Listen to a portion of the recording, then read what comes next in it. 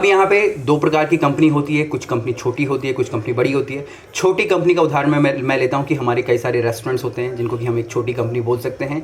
बड़ी कंपनी वो कंपनी होती है जो कि बड़े बड़े 5 स्टार होटल होते हैं, और हम सबको लगता है कि हमें अपनी सैलरी बढ़वानी है, तो अब हमें क्या करना चाहिए। अब यहाँ पे एक फार्मूला तो मैंने बताया कि आप स्ट्राइक वगैरह कर सकते हो, जो कि अब चीज़ें मुमकिन ही नहीं है। दूसरा, यहाँ पे आप लोग क्या कर सकते हो, आप एक ऑर्गेनाइजेशन पे रुक के अपने स्किल्स पे काम कर सकते हो, या फिर आप अपने आप को अपग्रेड कर सकते हो। तो ये वो दो टेक्निक है जिनके के द्वारा आप कहीं पे भी अपनी सैलरीज बढ़वा सकते हो।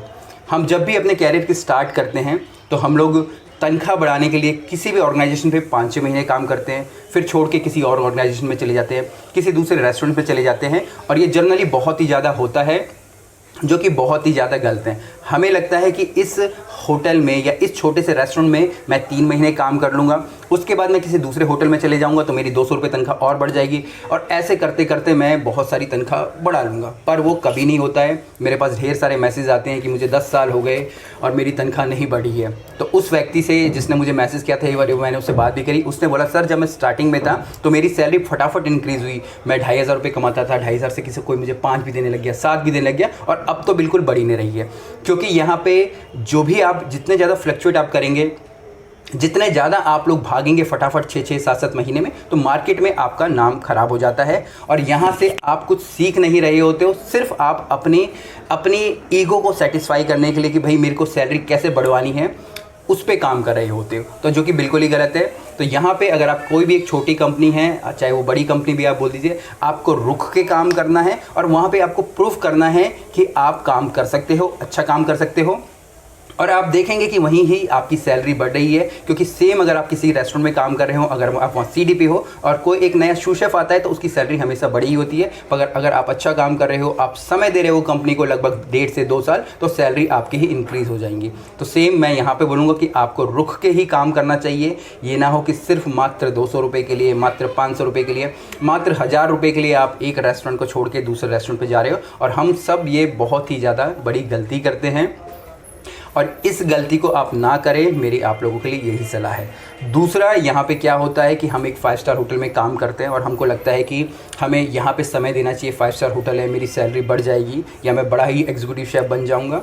तो आपकी ये भी गलतफहमी होती है। आपको ये देखना है कि आप उस कंपनी में बढ़ तो सकते हो, पर आपको अपने स्किल्स को अपग्रेड करना होगा, अपनी टीम वर्क को अपग्रेड करना होगा, तब जाके आप वहाँ पे एग्जीक्यूटिव शेफ बन पाओगे। मेरे कई सारे फ्रेंड्स थे जो कि अभी तक मेरे साथ कनेक्टेड हैं।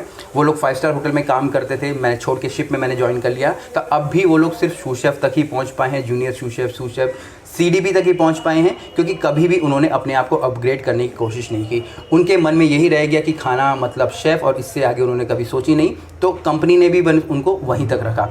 अब वो लोग छोड़ के रेस्टोरेंट्स में आके काम करते हैं, और वो जो उनका एक सपना था कि भाई एक होटल में 5 स्टार होटल में एग्जीक्यूटिव शेफ़ बनने का, वो छोड़ चुके हैं, क्योंकि उन्होंने वहाँ पे अपने आप को अपग्रेड नहीं किया, अपस्किल्ड नहीं किया। तो जब भी आप अपने आप को अपग्रेड नहीं करते हैं, अपस्किल नहीं करते हैं, तो आप पीछे रह जाते हैं और आपकी सैलरी कभी भी नहीं बढ़ती है। छोटी छोटी कंपनियां होती हैं, वो कभी भी बड़ी बन सकती हैं। इवन मेरे कई सारे स्टार्टअप्स हैं, आप लोगों ने देखा होगा मेरे मेंटीज़ के, इनमें से कुछ स्टार्टअप जरूर करोड़ों के जाएंगे, और मुझे पूरा यकीन है इवन मेरे भी स्टार्टअप्स आने ही वाले हैं। कुछ महीनों बाद मेरे खुद के भी क्लाउड किचन्स अभी मार्केट में हैं, पर मैं प्रॉपरली विजिबली बताने लग जाऊँगा आप लोगों को मेरे स्टार्टअप्स क्या हैं, तो वो भी आएंगे। तो आप लोगों को मैं ये सिर्फ यही समझाने की कोशिश कर रहा हूँ, छोटी कंपनी कभी भी बढ़ सकती हो। अगर आप किसी एक छोटे इंस्टीट्यूट से भी आए हो, अगर आपने होटल मैनेजमेंट नहीं भी करा है, तो आप तब भी एक बहुत ही बड़े शेफ़ बन सकते हो, बहुत नाम और पैसा कमा सकते हो, बशर्ते आप कहीं पे टिक के रुक के काम करें। सिर्फ 200 रुपये के लिए, 300 रुपये के लिए, या थोड़ी सी तकलीफ़ हो जा रही है आपको तो आप छोड़ के भाग जा रहे हैं, ऐसा ना करें। अपनी जो काबिलियत है उसे दिखाएं और अपनी सैलरियां बढ़वाएं। तो ये लास्ट में मैं यही कहूँगा, अपने पे काम कीजिए।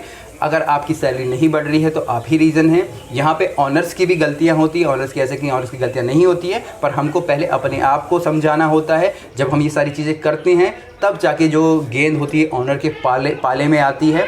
उसके बाद आप छोड़ के जा सकते हैं, कुछ भी कर सकते हैं। पर मेरी सलाह यही रहती है कि आपको किसी भी कंपनी को टाइम देना चाहिए, उसे ग्रो होने का टाइम देना चाहिए, ताकि आप भी वहाँ से ग्रोथ कर पाएँ। आप कोई भी बड़ी बड़ी कंपनियां देख लेंगे, वो ग्रोथ तभी कर पाती हैं कि जब उनके जो कोर टीम मेंबर होते हैं, जो सबसे पुराने मेंबर होते हैं, उनके साथ होते हैं। तो आप जिस भी छोटे एक रेस्टोरेंट को ज्वाइन कर रहे हैं, क्लाउड किचन को ज्वाइन करें, तो प्लीज़ उनके साथ स्टिक रहिए। क्या पता नेक्स्ट उस कंपनी के कॉर्पोरेट शेफ़ या एग्जीक्यूटिव शेफ़ आप ही हो।